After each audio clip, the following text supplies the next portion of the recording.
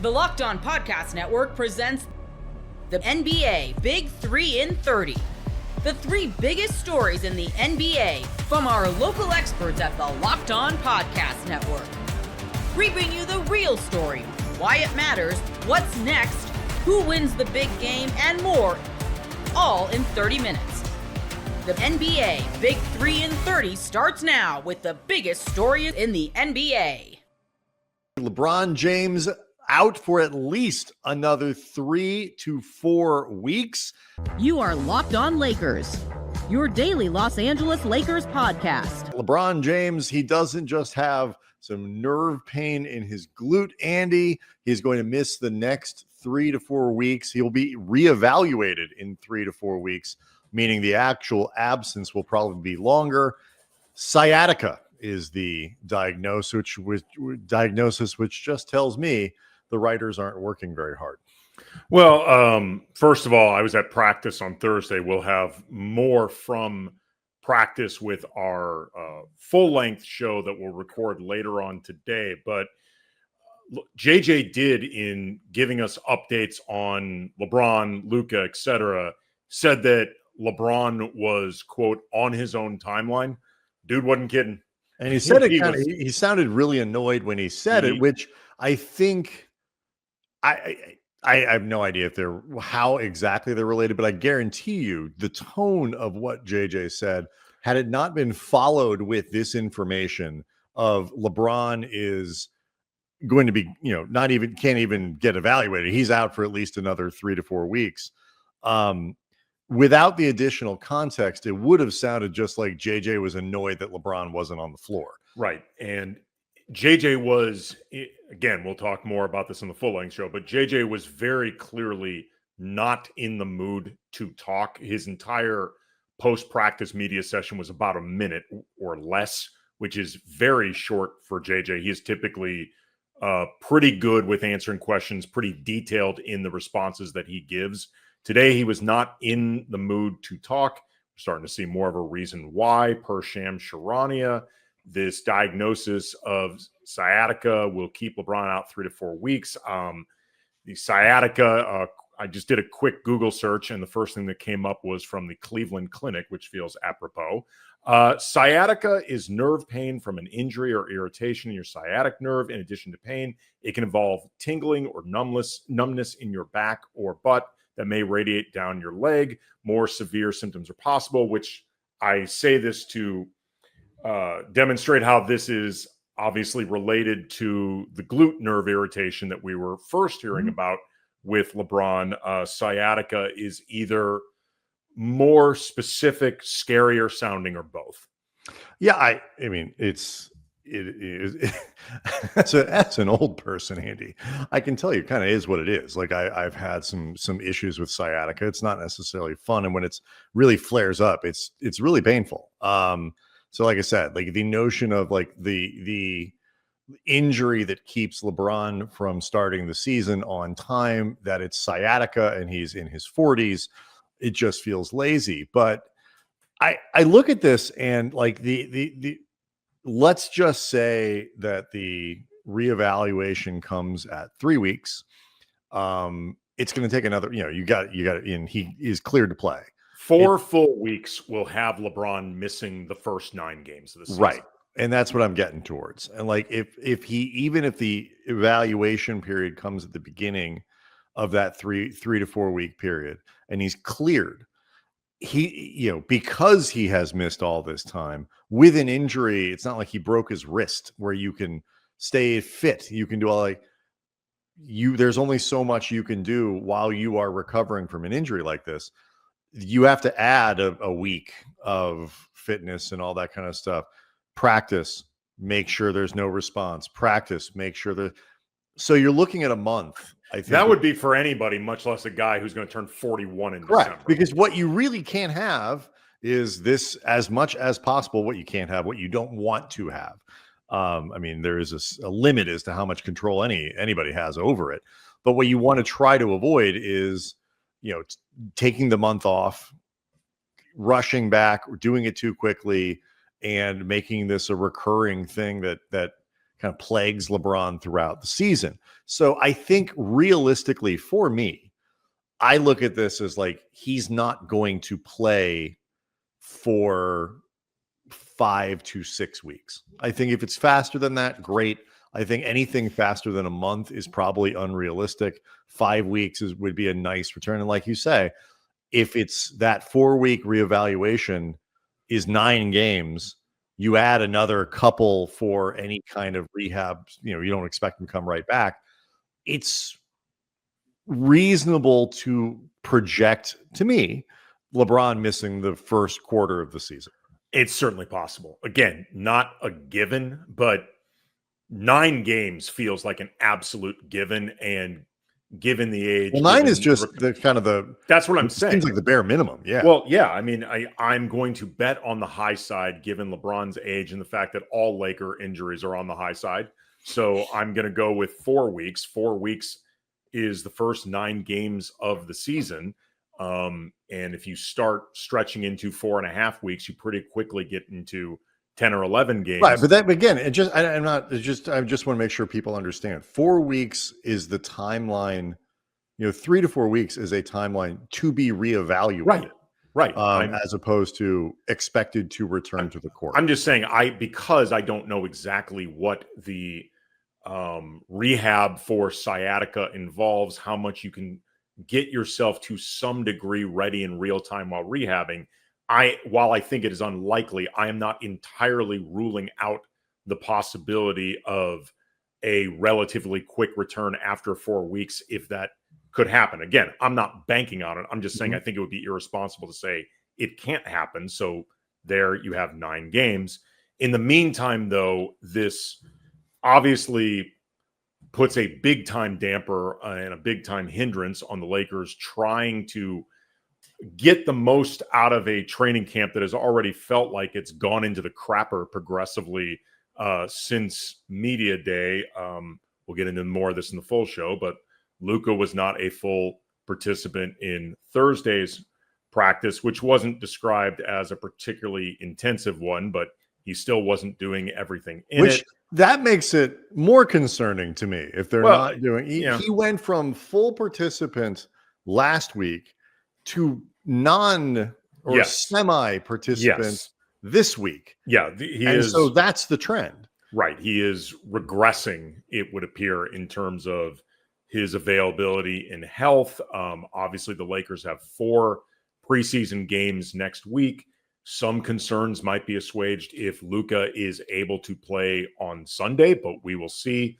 But the Lakers just feel like, especially when you look around the rest of the league and how many star players are playing for their teams in the preseason, it feels by any reasonable measure that the Lakers are behind where they should be and behind the rest of the league and behind the Western Conference. Doesn't mean that they can't at some point catch up. And, depending on what Luka looks like ultimately on opening day, Marcus Smart, for example, did practice in full today and said that he felt very good. So fingers crossed, Luka gets back by the beginning of the season and everyone else stays healthy. Maybe the Lakers can, keep the train on the tracks reasonably well until LeBron gets back. But they need LeBron to be the fullest version of themselves. And for the time being, that ain't going to be happening for a while. It is not. And, it's certainly, you get from the tone of Redick today at practice. And obviously, if you're fan, you can find all this stuff. I think the Lakers posted, but Redick's time with the media is posted in any number of ways across socials. He was frustrated, clearly visibly frustrated with not being able to get Luka and LeBron on the floor. And obviously, I've been saying, there have been fans, and there are fans in the chat that I can see reading right now think this is LeBron, pitching a fit for not getting his contract extension and all these other things, which all of this is ridiculous. But it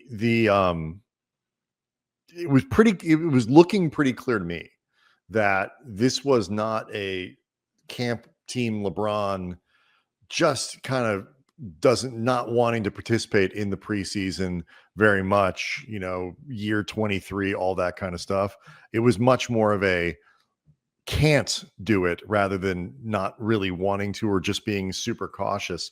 My concern now is with Luka that he's starting to become in the same, like I am sure, I would not be at all surprised. I can't say I'm sure, I haven't talked to them, but that Luka's team has a plan for him this preseason. They all got together, came to camp with a plan. I seriously doubt that plan was go hard the first week and take the second week off. Maybe it was, but I also feel like if it was, the Lakers wouldn't be particularly cryptic about it. I mean, I at some point they have not been sharing details about what has been going on with Luka. I asked JJ point blank, did Luka scrimmage in full in the first week, like we were given the impression, and he said yes, which is great, but that was to clarify the confusion from DeAndre Ayton's comments. Which again, we talked about this for Thursday or for Thursday's show. I think people, DeAndre Ayton was answering the question, I think literally, what's it like to work with those two guys on the floor? I don't know. I haven't done it because LeBron James hasn't played. So I think at some point, the Lakers are taking Friday off, or scheduled to take Friday off. They're scheduled to have sort of a light practice to prepare for Sunday's game. If Luka doesn't play on Sunday, if he doesn't play on Tuesday, if he doesn't practice on Saturday, there's at some point, some sort of explanation is required. I will say this: if the question is JJ taking the preseason seriously in terms of whatever, the answer is obviously yes, because his reaction to all of this stuff was not one that screamed to me, we, meaning I don't want Luka on the floor. I want him to take it easy. That is not the impression that I'm left with. This is to me, feels like Luka, for some reason, is seen as smarter for him not to practice, and that makes me nervous. Well, if nothing else, is a great way for LeBron to sell some Hennessy, because there's a lot of Laker fans right now who could use a drink. So kudos to the synergy there. Cocktails that have both tequila and cognac. So maybe as a former bartender, the name of that drink is disgusting. I didn't say any of them looked good. Those two liquors have no business being. No, I did. That's why I was like, are there any that work together? And there are, but none of them sounded good. Very, very competing taste. Oh, I didn't. Again, I'm not recommending it. I'm just saying they exist. Most people can't name all their financial accounts or even what they're worth, whether it's a 401k or properties or investments. And when you don't have the full picture, you can end up leaving money on the table. That's why there is Monarch Money. It's an all-in-one personal finance tool that brings your entire financial life together in one clean, easy-to-use interface on your laptop or your phone. Monarch does the heavy lifting for you. You can link all your accounts in minutes, see clear data visuals, get smart categorization of your spending, and finally feel in control of your money without ever touching a spreadsheet. I linked all my accounts to Monarch and immediately spotted a few subscriptions I wasn't even using.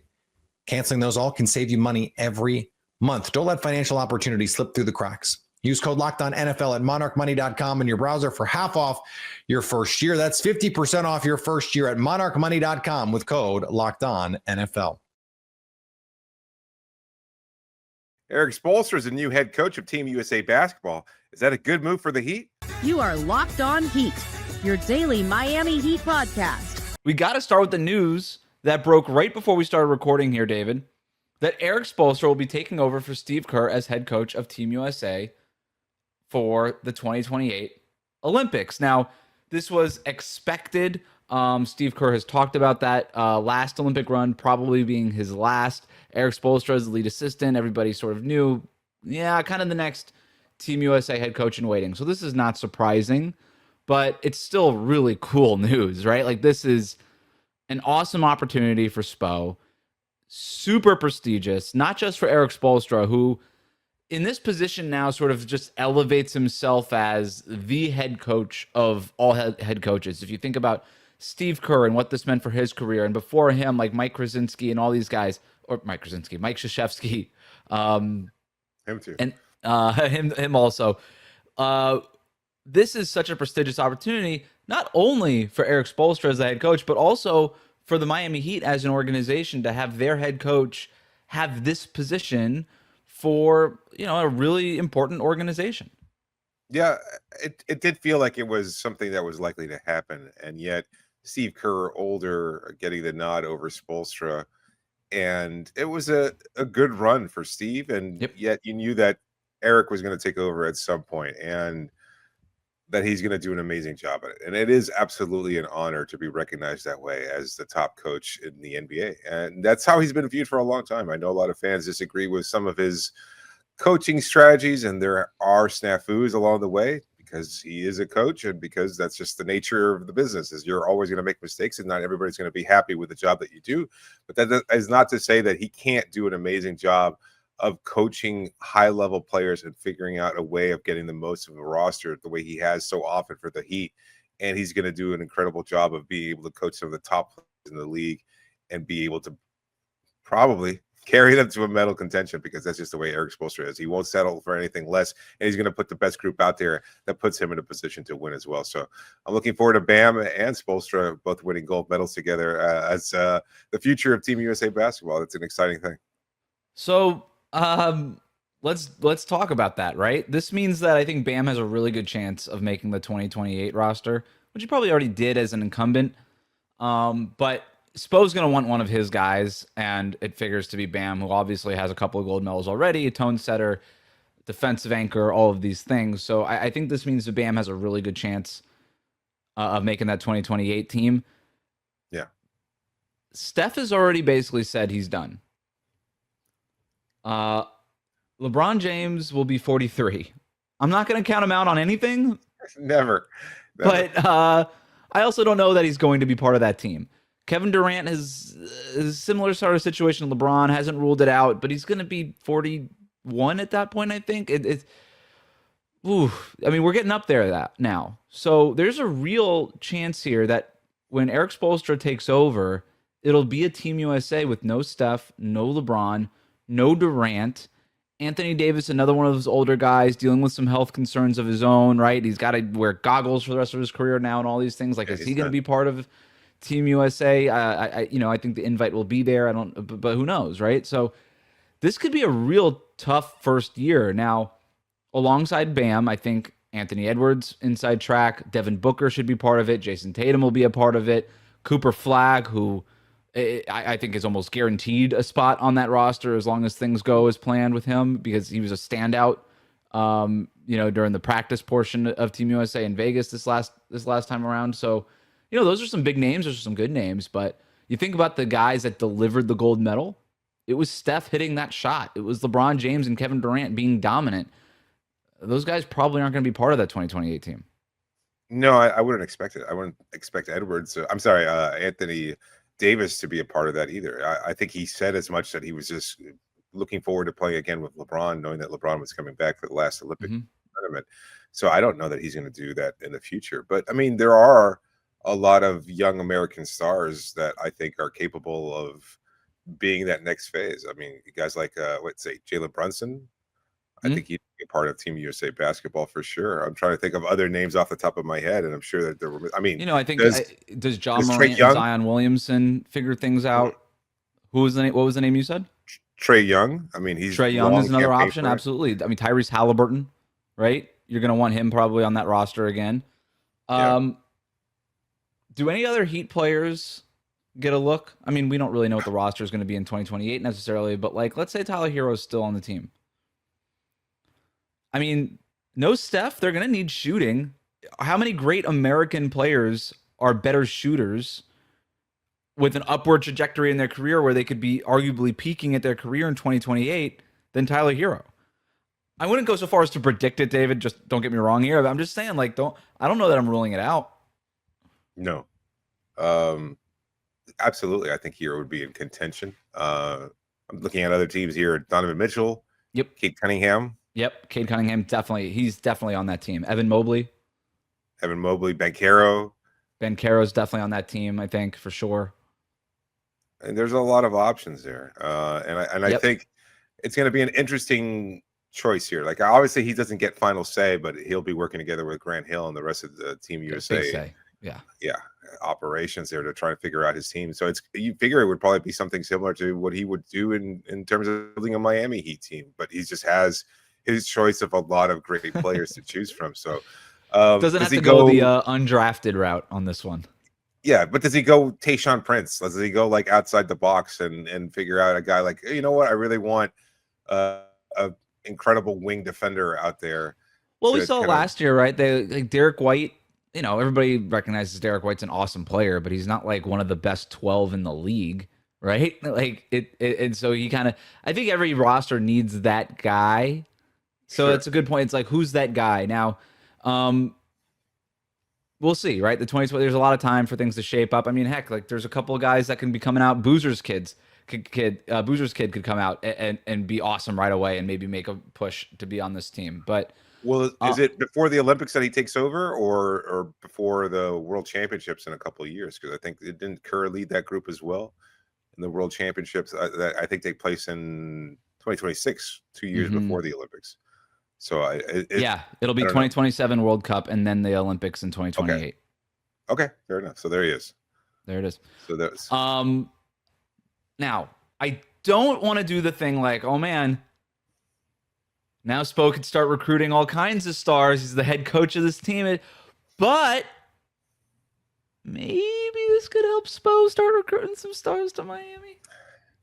I mean, it's interesting because Kerr, it doesn't really feel like he was ever quite in that position. Like Golden State was a roster that was pretty set for a long time with Steph and Dre. And he took over right after during the Durant stuff too. I mean, he took over with us. Basically, the Warriors were the Team USA team. Right. And Klay Thompson, obviously, too. So that team was pretty set for a good long time and still able to stay in championship contention. I think for Spoelstra, I think Miami is such a huge appeal for so many young players. They love the idea of playing in South Florida, and they should. And then on top of that, I think Erik Spoelstra really gets to show the kind of person he is. Like, we've already seen him bond and connect with a guy like Anthony Edwards. Not to say that Edwards is on Miami's radar or anything like that, although he probably should be.